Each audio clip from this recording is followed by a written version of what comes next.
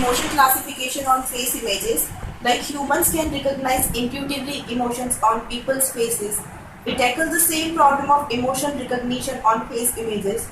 We use a subset of CK plus expanded CohnKanade database, which has 327 images samples across 123 subjects and 7 different emotions.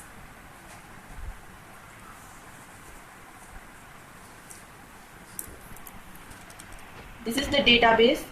So across 327 images, we have 7 emotions. Now we'll start with the code.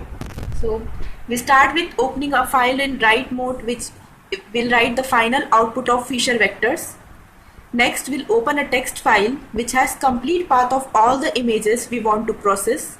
So these are our training samples, and this is the training class which contains label of all the files, all the images which are present here. So we'll reduce the dimensionality of the data set. So here we are taking features equal to 40. So after processing our image, we'll reduce the dimensionality of that vector to remove the curse of dimensionality. So these are the number of clusters which we'll use for using the function of feature vector. And this counter will represent the total number of images processed. So we'll start with the reading of file and reading of labels into variables, and using IMRead, we'll read the images into MATLAB path. So if an image is already grayscaled, we'll just use the single function over it, and when the image is in the form of RGB, we'll use the RGB to gray conversion and then apply single function to use our image. This single function is necessary for the VL sift processing. Now we'll calculate the sift vectors using VL underscore sift function, and these are the scale invariant descriptors. So F represent the frame and D represent the descriptors. And we'll calculate the mean vector of these descriptors. After that, we'll do the mean centering of image. So from each row in the image, we'll subtract the mean. So this will give us the mean centered image. Now we'll apply the principal component analysis, which reduces the dimensionality of image. So first we'll start with constructing a scatter matrix.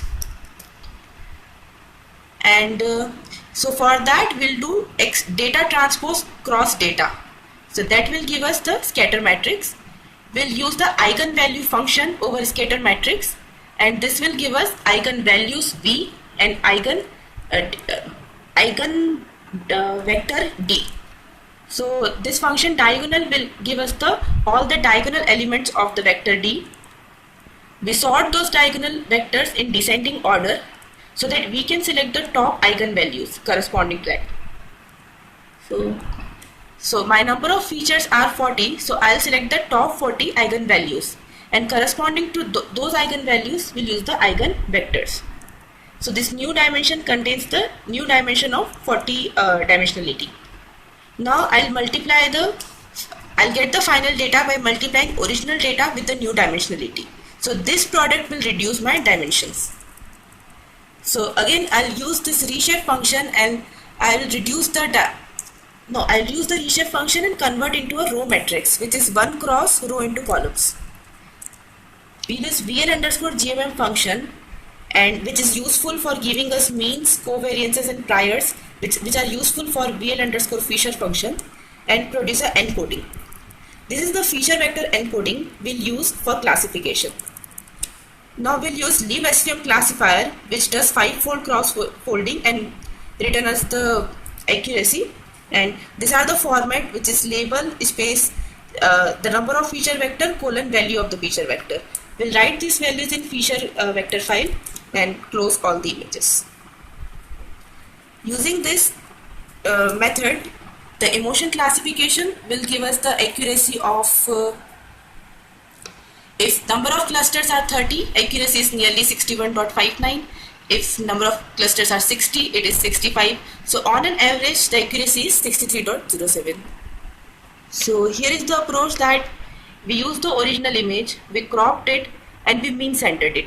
After mean centering, we apply PCA function on it, and we reduce the dimensionality, then apply feature vectors on it and get the output final feature vectors.